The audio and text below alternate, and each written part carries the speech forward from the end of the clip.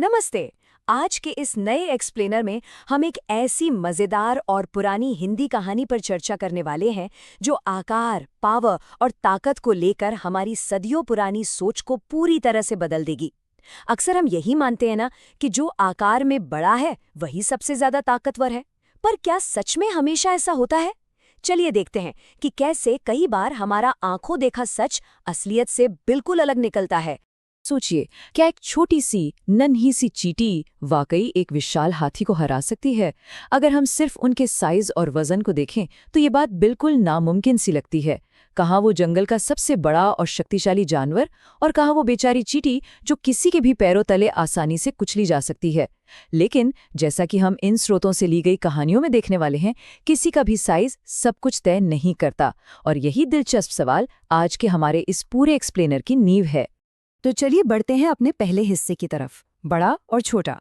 यहाँ हम इस बेहद मशहूर कहानी के दो अलग-अलग वर्जन्स को आपस में कंपेयर करेंगे। इन दोनों मेन कैरेक्टर्स के बीच का जो फर्क है ना, वो बिल्कुल साफ है। एक तरफ है हमारा हाथी, जो बहुत विशाल है, जिसके पास बेहिसाब शारीरिक ताकत है, लेकिन वो हद से ज्यादा घमंडी भी है। और दूसरी तरफ है हमारी चींटी, जिसका आकार ना के बराबर है, जो फिजिकल स्ट्रेंथ में काफी कमजोर है, पर मेहनत करने में उसका कोई जवाब नहीं। देखा जाए तो ये सिर्फ दो जानवरों की तुलना नहीं है, बल्कि जीने के दो बिल्कुल अलग नजरियों की टक्कर है। अब जरा चींटी की दुनिया को देखिए, कितनी सीधी और मासूम सी है। वो बस आने वाले बारिश के मौसम के लिए तैयारी कर रही है और अपने लिए मीठे मीठे लड्डू इकट्ठा कर रही है। वो अपने ही काम में पूरी तरह से मगन है। उसकी ये कड़ी मेहनत देखकर ही समझ आता है कि आगे चलकर उसके साथ जो कुछ भी होगा वो कितना बड़ा अन्याय है। भाई साहब, वो किसी को नुकसान थोड़ी ना पहुंचा रही थी, वो तो बस अपना काम कर रही थी। अब आते हैं दूसरे हिस्से पर, घमंडी हाथी। आइए देखते हैं कि कैसे ये हाथी अपने इस बड़े आकार को एक हथियार की तरह इस्तेमाल करता है। हाथी के अहंकार का अंदाजा आप उसकी इस बात से लगा सकते हैं। वो कहता था, मैं इस जंगल का सबसे ताकतवर जानवर हूं, चलो मुझे झुककर सलाम करो। सोर्स मटेरियल बताता है कि उसके अंदर घमंड इतना कूट कूट कर भरा था कि वो बाकी सबको अपने आगे कचरा समझता था। एक बार तो जब एक तोते ने उसे सलाम करने से मना कर दिया, तो उस घमंडी हाथी ने अपनी ताकत की धौंस जमाने के लिए वो पूरा का पूरा पेड़ ही उखाड़ फेंका। ये कोई ताकत का प्रदर्शन थोड़ी था, ये तो खुली बदमाशी थी। और पता है, यही बदमाशी भरा रवैया उस नन्ही चींटी के साथ भी दिखाया गया। जब चींटी बेचारी बड़ी मेहनत से अपने लड्डू ले जा रही होती है, तो हाथी बिना किसी बात के अपनी सूंड में पानी भरकर उस पर डाल देता है, और उसकी इतनी मेहनत से जमा किए हुए सारे लड्डू पानी में बर्बाद हो जाते हैं। कहानी के एक दूसरे वर्जन में तो अप्पू नाम का ये हाथी चींटियों का पूरा घर ही तहस नहस कर देता है। ये दिखाता है कि वो बस अपने से कमजोर को सताना जानता था। लेकिन जब चींटी इस गलत बात का विरोध करती है, तो हाथी का जवाब सुनिए। तू एक छोटी सी चींटी है, तुझे तो मैं अपने पैरों तले कुचल दूंगा, चल भाग यहाँ से। देखा आपने, हाथी यहाँ चींटी को उसकी छोटी हैसियत याद दिलाने की कोशिश कर रहा है। पर सच कहूं तो उसका यही कठोर और घमंडी बर्ताव आगे चलकर इस कहानी का सबसे बड़ा टर्निंग पॉइंट बन जाता है। तीसरा हिस्सा, चींटी ने उठाया कदम। चलिए देखते हैं कि आखिर वो नन्ही सी जान इन बड़ी बड़ी धमकियों का जवाब कैसे देती है। इन दोनों ही स्टोरीज में चींटी ने जो कदम उठाए वो अलग जरूर है, लेकिन उनका असर एकदम जबरदस्त है। पहली कहानी को देखिए, जहां अप्पू हाथी एक शिकारी के जाल में फंस जाता है। यहाँ रानी चींटी एक हीरो या रक्षक बनकर सामने आती है और अपने चूहे दोस्त को बुलाकर जाल कटवा देती है। वहीं दूसरी कहानी थोड़ी अलग है। यहाँ चींटी बदला लेने के मूड में है। वो चुपके से सोते हुए हाथी की सूंड में घुस जाती है और उसे तब तक काटती है जब तक वो दर्द से बिलबिलाकर रोने नहीं लगता। अगर आप दूसरी कहानी में चींटी की स्ट्रैटेजी पर ध्यान दें, तो वो सीधे तौर पर अपनी ताकत नहीं आजमा रही थी, बल्कि उसने अपना दिमाग लगाया। पहले उसने हाथी के सो जाने का इंतजार किया, फिर बड़ी ही चालाकी से उसकी सूंड के सबसे सेंसिटिव हिस्से में घुल गई, और आखिर में तब तक काटती रही जब तक हाथी ने माफी नहीं मांग ली।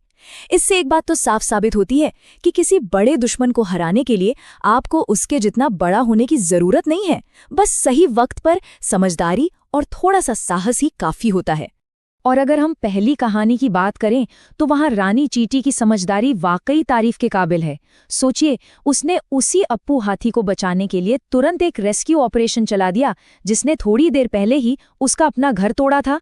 उसने सिचुएशन को भांपा, अपने नुकीले दांतों वाले चूहे दोस्त की मदद ली और फटाक से जाल कटवा दिया।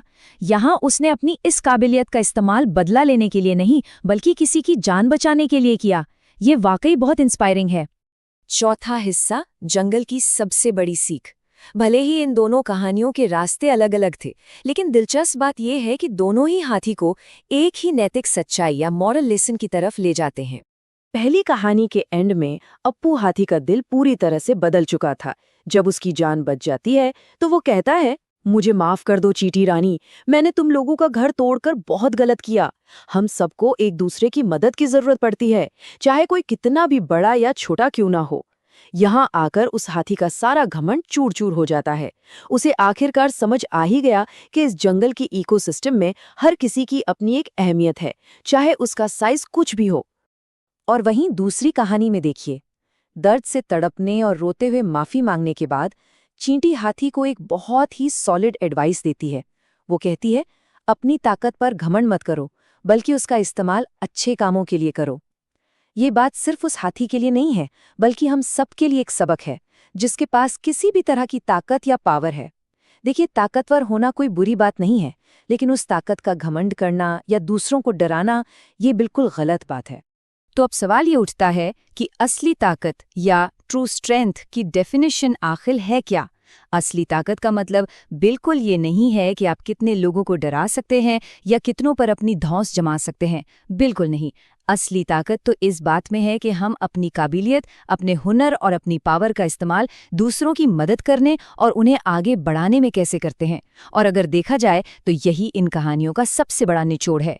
आखिरी हिस्सा, असल जिंदगी में इस्तेमाल। आइए अब देखते हैं कि परी के द्वारा सुनाई गई ये पुरानी सी कहानी हमारी और आपकी रोजमर्रा की जिंदगी पर कैसे फिट बैठती है। जब बच्चे ये कहानी सुनते हैं ना, तो उन्हें अपनी एक बहुत बड़ी गलती का एहसास होता है। उन्हें समझ आता है कि वो जो अपने दोस्त चिंटू को पानी से डरने के कारण चिढ़ाते थे, वो बिल्कुल उस घमंडी हाथी जैसा ही बर्ताव था। इस कहानी से बच्चों ने 3 अहम बातें सीखीं। पहला, उन्होंने तुरंत इस बदमाशी को रोकने का वादा किया। दूसरा, उन्होंने सिर्फ चिढ़ाना बंद ही नहीं किया, बल्कि तीसरा और सबसे बढ़िया काम किया, उन्होंने तय किया कि वो सब मिलकर चिंटू का डर भगाने में उसकी पूरी मदद करेंगे। यहाँ हमें एक बहुत ही कमाल का शिफ्ट, एक बहुत बड़ा बदलाव देखने को मिलता है। अपनी ताकत या निडरता का इस्तेमाल किसी को नीचा दिखाने की बजाय किसी की मदद करने के लिए करना। बच्चों का पानी से ना डरना एक तरह से उनकी ताकत ही तो थी, जिसे पहले वो किसी को परेशान करने के लिए यूज कर रहे थे, पर अब उन्होंने उस पावर का इस्तेमाल अपने दोस्त का डर हमेशा के लिए भगाने के लिए किया। ये एक छोटा सा शिफ्ट बहुत बड़ा असर पैदा करता है। अब हम आज की इस चर्चा के बिल्कुल आखिर में आ गए हैं, पर जाने से पहले ये कहानी एक बहुत बड़ा सवाल हमारे सामने छोड़ जाती है। आज हम सब अपनी अनूठी ताकतों और काबिलियतों का इस्तेमाल किसी और की मदद करने के लिए कैसे कर सकते हैं? हम सब में कोई ना कोई ऐसी खूबी ज़रूर होती है, चाहे वो हमारी नॉलेज हो, हमारा टैलेंट हो या हमारे रिसोर्सेज। तो क्या हमारा रवैया उस घमंडी हाथी की तरह है, या हम उस ताकत का इस्तेमाल अपने आसपास के लोगों की जिंदगी बेहतर बनाने के लिए कर रहे हैं? ये सच में एक ऐसा सवाल है जिस पर हम सबको शांति से बैठकर सोचना चाहिए। आज के इस एक्सप्लेनर में बस इतना ही।